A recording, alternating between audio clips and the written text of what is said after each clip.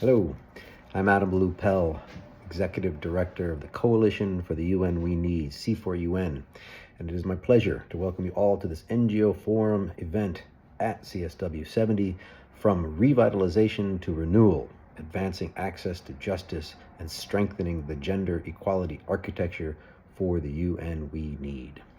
Many thanks to our partners, in particular the Cities for CEDW History and Futures Project, and especially the extraordinary Soon-Young Yoon, who we are so fortunate to have as a member of the C4UN Steering Committee. Soon-Young, thank you so very much.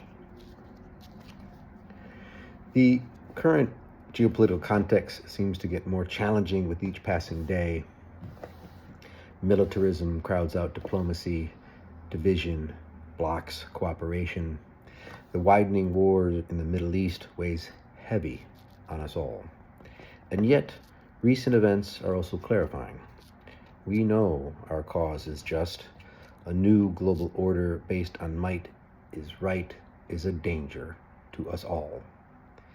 The tide seems to be against those of us fighting for a more just order, one based on international law that advances gender equality and opportunity for all.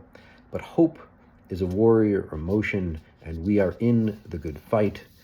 And gatherings like CSW are an annual reminder of the tremendous energy, vision, and direction of civil society working to protect and fulfill the needs and interests of present and future generations. So thank you all for taking part in today's discussion.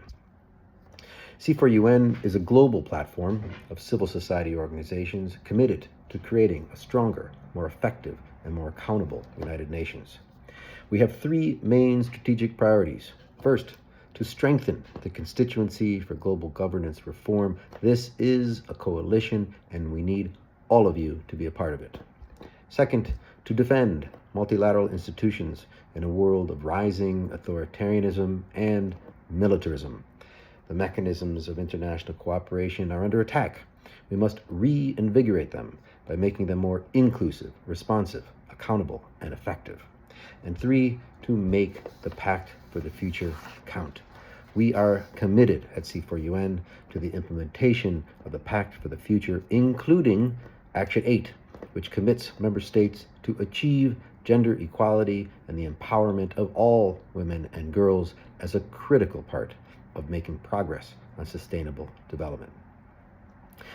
This may seem like wishful thinking in the current environment, yet as much as the geopolitical conversation centers around rupture and fragmentation and violence, there is an opening to advance real reform following agreement on the Pact for the Future, the Compromiso de Sevilla, the Doha Declaration, and in the context of the UN 80 initiative and the coming selection of a new Secretary General.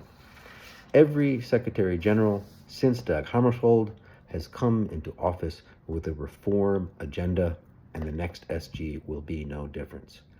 Member states and civil society need to be clear about what kind of UN we need and what kind of leadership we expect. And what do we expect? We expect leadership that is transparent, accountable, empathetic, empowering, inclusive, courageous, transformative, in a word, feminist.